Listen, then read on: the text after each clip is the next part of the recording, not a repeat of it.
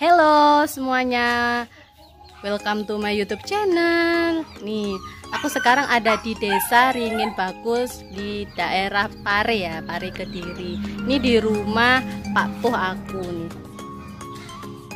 Nah, di sini mayoritas penduduknya banyak yang punya sapi, tapi sapi yang mereka ternak di sini tuh bukan punya mereka sendiri. Di sini itu banyaknya punya orang, tapi mereka itu ikut ngerawat. Nah, sebelum kita lihat videonya, kalian subscribe dulu nih channel YouTube aku. Jangan lupa like, comment, and share. Nah, ini sekarang aku lagi sama Pak Puh aku nih, sama Pak D.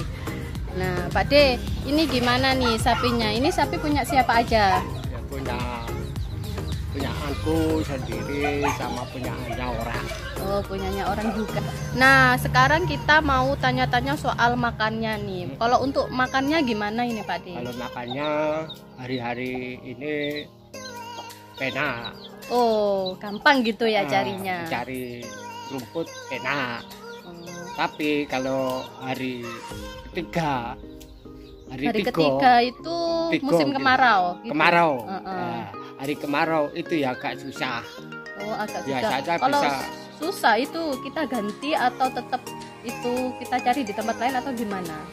Kalau beli itu kalau mencari pakan, kira-kira ya bisa beli apa? Beli pakan itu. Oh, jadi kalau misalnya kalau hari kemarau, kalau misalnya cari pakannya lagi gampang, kita bisa cari. Kalau bahasanya orang Jawa itu ngarit ya. Tapi kalau misalnya pas lagi susah kayak lagi musim kemarau gitu ya, itu kita harus beli, kita harus cari, kita makannya itu kita harus beli. Ini makannya pakai apa ini, Pak D? Itu apa namanya? Daun jagung. Daun jagung. Selain daun jagung bisa? Selain daun jagung bisa kasih makannya? Ya, selain daun jagung ya rumput gajah itu. Rumput gajah. Kalau apa itu nanas itu? Bisa? Apa? Nanas. Bisa. Kalau ada itu nanas. Oh, kalau nanas itu kalau ada ya. Kalau nggak ada ya enggak. Tapi ya biasanya ya jagung itu ya. Iya, kalau hari kemarau biasanya tebon itu. Oh. Daun jagung. Basah apa kering? Ya kebanyakan kering. Oh, kering. Kan mencarinya di desa-desa. Oh, mencari di desa. Gitu. Pokoknya di luar wilayah Ringin Bagus ini gitu ya. Kita mencari sampai nemu sampai dapat. Nah, kalau untuk makannya, kasih makannya itu berapa kali sehari sih, Pak D? Ya, punyaan saya itu ya bisa 3 kali, masuk, sore, terus malam. Oh, pagi seperti kayak manusia biasa ya? Oh, pagi enggak? Mungkin ya kira-kira pukul 2 siang, jam 2. Jam 2 makan, terus sore jam maghrib itu kasih makan lagi, terus malam sekitar jam 8 kasih cukup. Itu porsinya sampai sapinya kenyang ya Pak? Iya. Kalau nggak kenyang ya pokoknya terus sampai dia itu kenyang gitu. Nah, biasanya kalau kita itu ngerawat sapi itu pasti juga menimbulkan ini loh polusi, kotoran. Nah, kalau di sini mayoritasnya sebagian juga ngerawat sapi pasti baunya sudah terbiasa kan ya. Kalau bukan di wilayahnya kita sendiri. Nah, kalau untuk kotorannya itu gimana Pak di pengolahannya? Kalau kotoran ini kalau sudah banyak ya dijual. Oh, bisa dijual lagi ternyata. Berapa harganya Pak D? Harganya itu kalau satu crate itu hanya 50-60 ribu. Itu kita sudah nggak bayar uang kendaraan ya? Enggak. Oh, ya lumayan ya.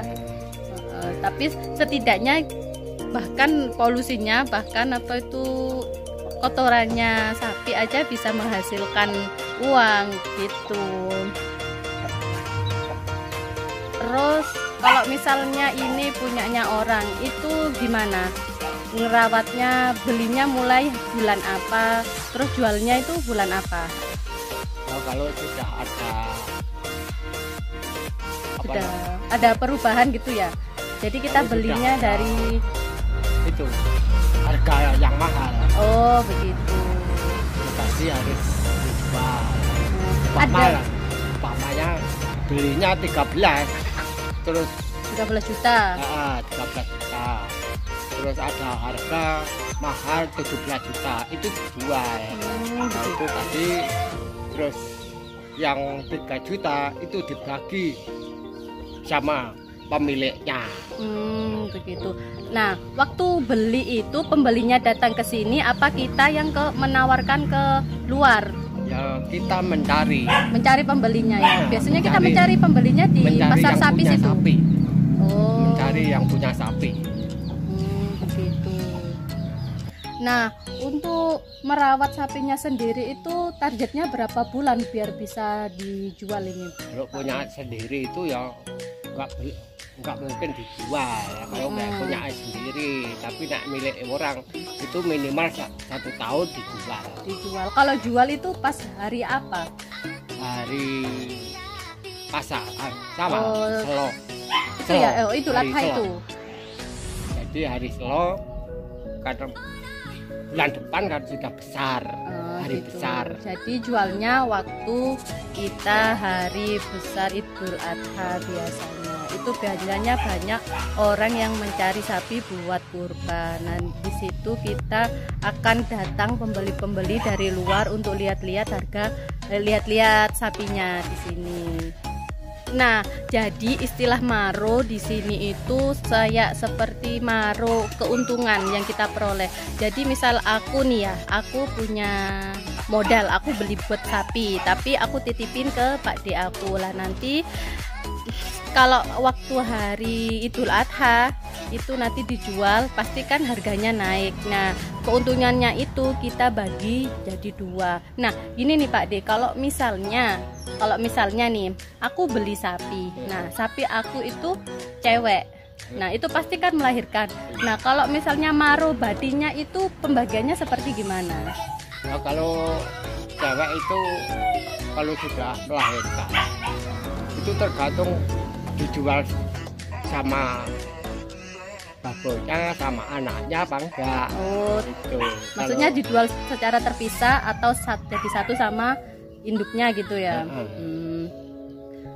Kalau dijual induknya aja itu kemungkinan ya hitung lagi.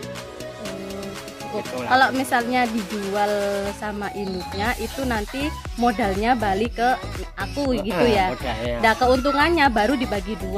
Nah, tapi kalau misalnya untuk anaknya gimana itu baginya itu Pak Di? Itu anaknya kalau masih gadis itu. Kalau masih gadis. Kan bukan apa lagi babon. Ya belum, maksudnya belum gede gitu ya.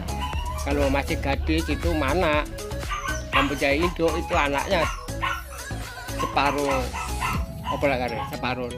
diparuh. Untuk harga anaknya itu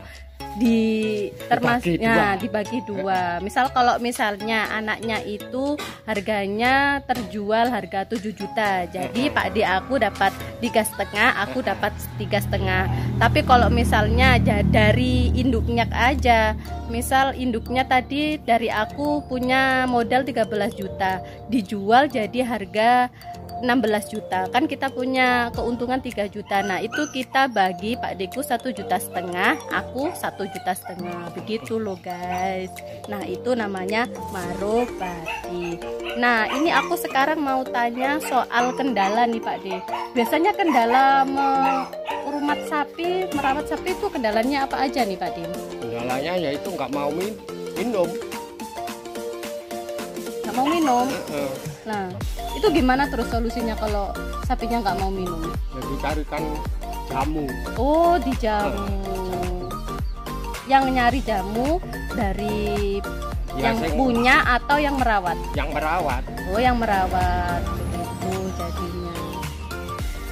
Gampang-gampang susah ya Pak Ji ngerawat sapi itu. Nah, sekarang kalau misalnya nih kendalanya sapi yang kita rawat itu meninggal, itu gimana itu Pak De? Kalau meninggal itu tanggung jawabnya yang sapi. Oh, pemiliknya berarti yang punya modal. Jadi seperti aku ini yang menerima konsekuensinya karena aku sudah percayakan sama Pak D buat ngerawat. Jadi kalau misalnya ada sesuatu yang terjadi sampai fatal, misal sampai meninggal, berarti itu udah jadi konsekuensi aku gitu. Jadi kalau misalnya rugi, aku rugi, pasti Pak D juga ikut rugi seperti itu. Nah, ini apa ya? Keuntungan nih Pak D. Keuntungan yang diperoleh Pak D selama ngerawat sapi ini kisaran berapa nih Pak D? Untungnya Selama 1 tahun aja lah. 1 tahun minimal. Iya. Minimal orang satu itu minimal kalau sapi satu ya? Kalau harganya, kalau melihat harganya mahal itu mungkin ya bisa 3 juta, 4 juta. 3 juta, 4 juta dalam setahun. 1 tahun. Itu ngerawat 1 sapi. Ini Pak D ngerawat berapa sapi ini? Ini merawat 3 sapi. 3 sapi, wow, bisa dikalikan kan guys kalau misalnya dalam 1 tahun berapa.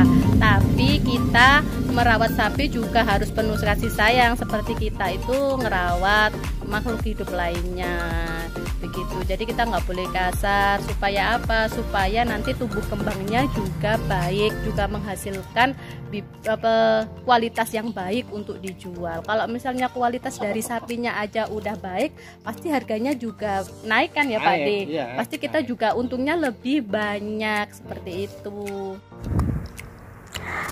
Leganya akhirnya bisa tahu semua tentang pemeliharaan dan perawatan sapi di Desa Ringin Bagus ini. Kenapa ya? Kok tiba-tiba jadi pengen beli sapi yang gemoy-gemoy seperti ini? Bismillahirrohmanirrohim. Nabung dulu ya, semoga tersemogakan. Terima kasih Pak Deto sudah menjelaskan semuanya. Terima kasih juga kalian yang sudah menonton.